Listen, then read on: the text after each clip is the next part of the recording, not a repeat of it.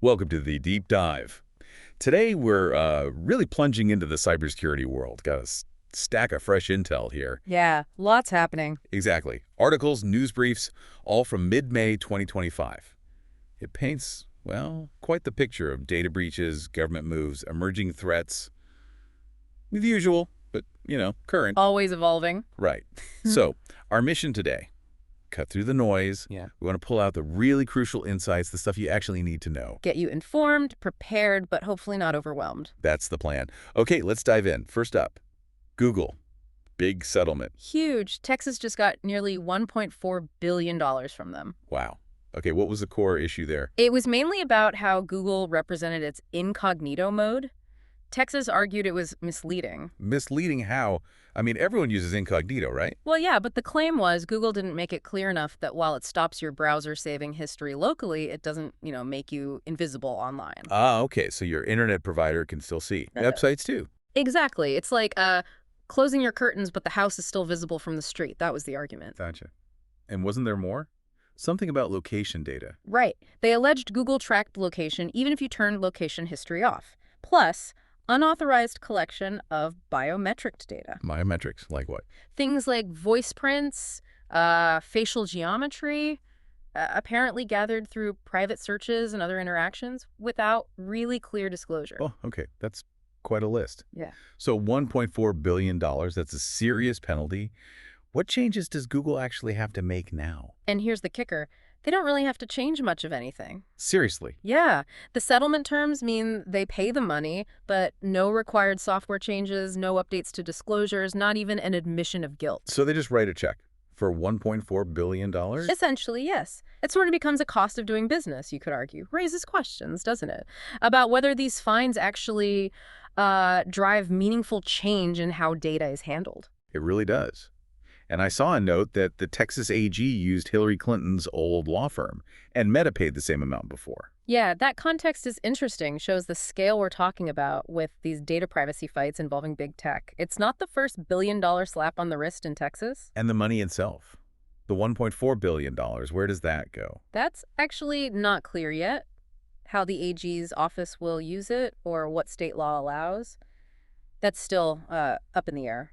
Definitely something to keep an eye on. Okay, so for listeners, the takeaway is? I think it's really understanding the limits of privacy features. Incognito isn't a magic invisibility cloak, and just being aware of the sheer scale of data collection that happens, often behind the scenes. Right, good point. Okay, moving across the pond.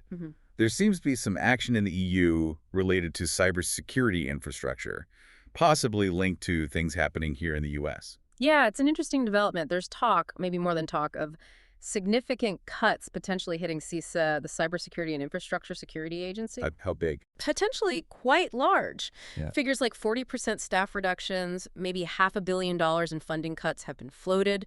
And remember, CISA almost shut down the MITRE CVE database recently. Oh yeah, the vulnerability database everyone uses. That was close. Very close. They only renewed the contract last minute, and not for long. So, with that uncertainty swirling, the EU has decided to launch its own thing, the European Union Vulnerabilities Database, or EUVD, run by ENISA. Okay, so CISA might get cut. Yeah. And the EU is building its own database. Are they saying they don't trust CISA anymore? Well, publicly, they're saying all the right things about cooperation, wanting to work with CISA, Right. but creating the EUVD definitely provides them with independence. It's a safety net. It sends a message, even if unspoken, that they need to be prepared if the U.S. resource becomes less reliable. Hedging their bets, basically. You could say that. It's pragmatic. This new EUVD, it'll pull data from various sources, have dashboards focused on critical vulnerabilities, exploited ones, things coordinated within the EU. So is this actually good news, having another database? Generally, yes. Redundancy in tracking vulnerabilities is a positive thing for global cybersecurity. Even if CISA remains strong, having another perspective, another source, can only help researchers and security teams. And why should our listeners, maybe those not directly in security ops, care about this EU database? Because the reliability of these core resources affects everyone, ultimately. If tracking vulnerabilities slows down because a key database like CVE gets shaky, patches might be delayed, systems stay vulnerable longer, it impacts the security of everything online. So the EUDD is kind of a global backup plan, ensuring that critical vulnerability info keeps flowing no matter what happens with CISA funding. That's a good way to put it. It highlights this whole interconnectedness and maybe a bit of a shift towards digital sovereignty in Europe. Interesting times. Keeping your systems safe is super important as businesses rely more and more on digital systems, and that's where turnkey cybersecurity can really help. Yeah, we're here to help small businesses just like yours make sure they're safe and sound in this crazy world of cybersecurity. And we offer a whole suite of services specifically tailored for you. So that's ensuring CMMC compliance and doing penetration testing. We also run vulnerability scans, and we can help you develop a comprehensive risk assessment. And it doesn't stop there, right? No, it doesn't. We handle incident response, should the unfortunate happen, and we guide you through migrations like GCC. We just want to make sure your transitions are smooth and that you're secure. It's all about peace of mind, right? You focus on what you do best, running your business, and we'll make sure that your digital world is safe and sound. Okay, let's shift focus again. Insider threats. Coinbase had an issue. Yes, a significant one. They disclosed a breach involving bribed customer support agents, overseas agents. Oof, bribed insiders. That's always tough. What did they get? Sensitive customer info. The attackers apparently demanded a $20 million ransom for it. Did Coinbase pay? Nope, they refused. And then they did something pretty unusual. Which was? They offered a $20 million reward for information leading to the arrest of the people behind it. Plus, the CEO was quite open, admitting the company needed to improve security. Wow, that is unusual transparency after a breach. Good on him, I guess. It's definitely a different approach. It also highlights just how persistent this insider threat is, especially for companies handling valuable assets like crypto. All the tech security in the world doesn't always stop a compromised human. So what data specifically was lost in the Coinbase breach? Was it wallet keys? No. Crucially, they stated login info, private keys, and the crypto wallets themselves were not compromised. Okay, that's a relief. So what was taken? They mention masked bank account data. Not sure exactly what that entails. Wow. Internal documents, partial social security numbers, images of government IDs, names, addresses, transaction history. Affected about 1% of customers. Still sensitive stuff, even if it wasn't the keys. And they're reimbursing people. That's what they've said, yes. Yeah. It's a stark reminder, though. Even major financial players are vulnerable, and often it's the people, not just the tech. Absolutely. Okay, let's broaden out. We've got a bunch of other interesting security news items. Time for some rapid-fire security news bites. Let's do it. First up, the FTC and AI regulation. Ah, yes. What's the latest there? Are they laying down the law? Not quite. Their current stance is, well, they plan to regulate AI after harm happens. After? Why wait? Their reasoning seems to be that AI is moving so fast, any rules they make now might be obsolete tomorrow. It's hard to regulate something evolving at that speed. But the implication is individuals are kind of on their own for now. That seems to be the practical outcome, yeah. Be careful out there. Okay, next. Chinese supply chain attacks. Drone and Venom. Right. These targeted Taiwan and South Korea, specifically hitting the drone supply chain. Drones. Why drones? Because they're used everywhere now, military, industry, critical infrastructure. By infiltrating the supply chain, they could potentially impact all those sectors. Heavy industry, software, satellites, media, healthcare. Pretty wide reach. Nasty. Okay, something maybe more immediately relevant for some listeners. Windows 10 issues. The May 2025 security updates. Microsoft warned they might cause some systems with BitLocker drive encryption to boot into recovery mode unexpectedly. Meaning you need your recovery key. Exactly. It seems the update makes the system think the drive might have been tampered with, even when it hasn't. So yeah, good idea to have that BitLocker key handy if you're still on Win 10. Good tip. On a positive note, an arrest related to a big crypto hack. Yes, the Nomad bridge hack from 2022. $190 million stolen. Someone's been arrested in Israel in connection with it. Shows law enforcement is catching up using blockchain analysis and cooperation. Okay, back to Coinbase, unfortunately. Right. More user losses. Yeah, it seems separate from the insider breach.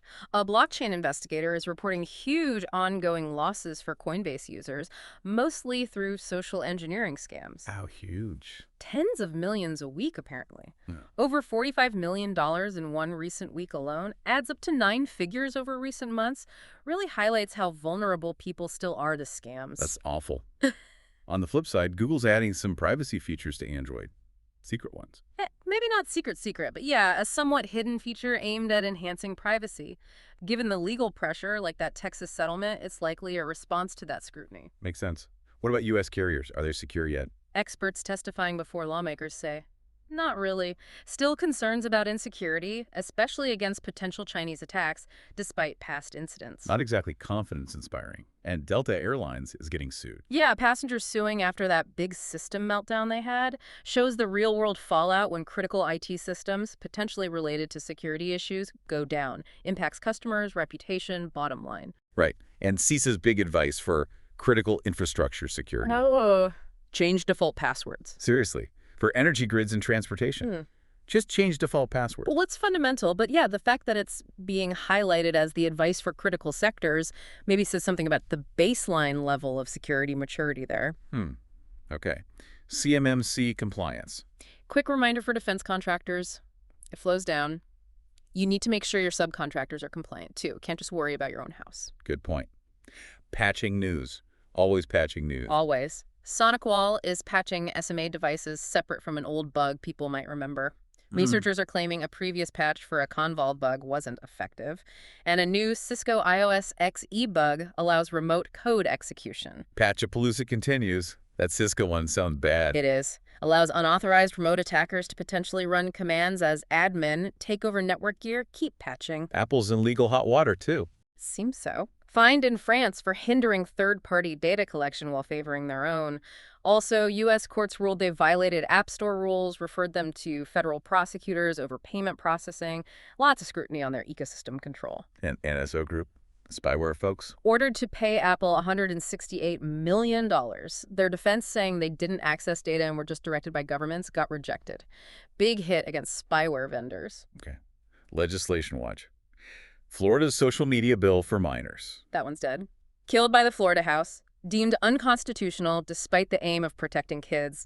Tricky balancing act between protection and rights. Hackers targeting developers now. Increasingly, yes. Looking for hard-coded credentials, passwords, API keys left in code repositories like GitHub, or even inside mobile apps. Apparently, something like 20% of mobile apps might contain these secrets. Yeah. Basic security hygiene fail. Exactly. Low-tech attack, high impact. Need better developer practices. FBI warning about AI scams. Yeah, specifically Chinese actors using AI to make scams more convincing, harder to spot. AI is making everything more sophisticated, including crime. Great. Recent breaches? Anyone we know? Heritage department store in the UK. Harris. Coop, apparently that breach was worse than first reported. And Marks & Spencer. Hits keep coming across all sectors. Healthcare. High PA violation. HHS settled with PAH Health for $600, K. Right. Failing to do a proper risk analysis and not notifying about a breach quickly enough. Standard high PA stuff, but costly if ignored. Medical device company Massimo got hit too. Yes, a cyber attack impacting their operations. Always worrying when it involves medical devices and potentially patient safety. Airborne vulnerabilities in Apple stuff. Yeah, affects Apple devices and connected third-party gear. Apple released patches, but the worry is whether all those third-party companies will update their products promptly. Ecosystem security is complex. Homeland Security funding CISA cuts debated. Yep, lawmakers questioned Secretary Kristi Noem about those potential CISA cuts, demanding a clear cyber plan from the Trump administration. Lots of concern about federal strategy and resources. And federal officials themselves using insecure apps. Oh, yeah. Reports of government folks using some insecure clone of the Signal messaging app, leading to data and credential leaks. Kind of ironic, isn't it? You really couldn't make it up. No, wrong number scams. Seeing a rise in those, texts seemingly sent to the wrong number trying to lure you into a conversation that leads to a scam, plays on curiosity. Real ID implementation. That's rolling out. Intended for security, but privacy advocates worry about the centralized data and potential risks. Paying ransomware. Still a bad idea. Still a bad idea. Doesn't guarantee data back, funds criminals, encourages more attacks. Prevention and backups are key. Google fighting scams with AI. Yeah, they're rolling out on-device AI to detect scam attempts in real time and warn users. Could be helpful. And finally, business continuity. Marks & Spencer again. Right. Their recent issues highlight that just having a disaster recovery plan isn't enough. You've got to test it, make sure it actually works when needed. Phew. Okay, that was a lot, but a really good snapshot of the current landscape. So, zooming back out, what are the big themes here? Well, definitely that constant battle over data privacy, Uh, users versus tech giants, regulators trying to keep up. That's one. And the threats just keep getting more sophisticated, right? And broader. Absolutely. More sophisticated attacks, wider reach, hitting individuals, companies, critical infrastructure, supply chains. Everything seems to be a target. Leads to the third theme, I guess. The need for proactive security. Exactly. You can't just react anymore. Individuals need to be aware. Organizations need robust, tested defenses. It's an ongoing effort. So considering all this, Mhm. the government actions, the corporate breaches, the app security, the scams, it's all connected. It really is. From CISA's budget to the settings on your phone. Which brings us to our final thought for you, the listener. Thinking about this interconnectedness, what's one single action you could take, starting today, to better protect your own digital life or maybe your organization's data in this landscape that just keeps changing? Yeah, just one thing. What would it be? Something to mull over as you navigate the digital world this week.